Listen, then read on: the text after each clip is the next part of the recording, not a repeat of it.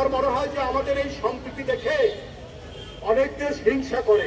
মহামানবের জন্মদিন, তার বুদ্ধত্ব প্রাপ্তি এবং তার মৃত্যু, মহাপরিনির্বাণ, বৌদ্ধ সম্প্রদায়ের তাদের যে উৎসবের প্রাঙ্গণ, সেই উৎসবের প্রাঙ্গণে আমরাও সামিল হয়েছি, আমরাও সামিল থাকবো।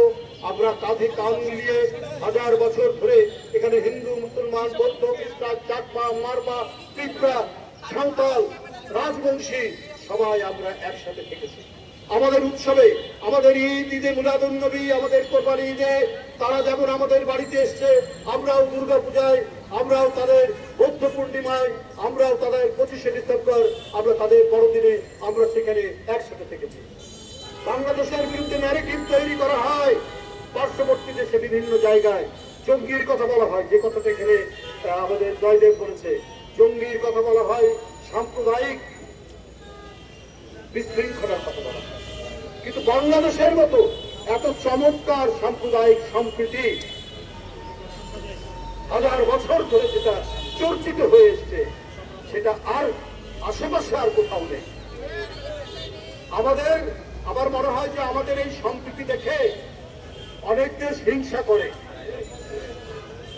অনেক দেশ মনে করে কি ব্যাপার, এদের মধ্যে এত শান্তি কেন? আমরা একে গণতন্ত্রের জন্য এবং আমাদের স্বাধীনতা যুদ্ধে আমরা তো লড়াই করেছি।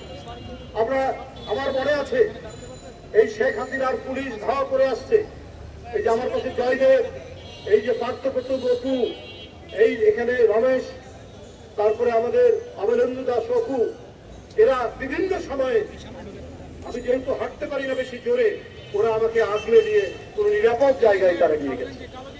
এইভাবে আমরা একে অপরের সাথে নিবিড়ভাবে সম্পর্ক। বাংলাদেশের বিরুদ্ধে সাম্প্রদায়িক অশান্তির যারা ন্যারেটিভ তৈরি করে, তারা বাংলাদেশের বন্ধু কখনোই হতে পারে না। তারা একটা মিথ্যা উদ্দেশ্য নিয়ে এই কাজটি করে। আমি আজকে এই বৌদ্ধ পূর্ণিমায়, এই বৈশাখী পূর্ণিমায় আমি যে র্যালিটি এখন অনুষ্ঠিত হবে, আমি প্রথমে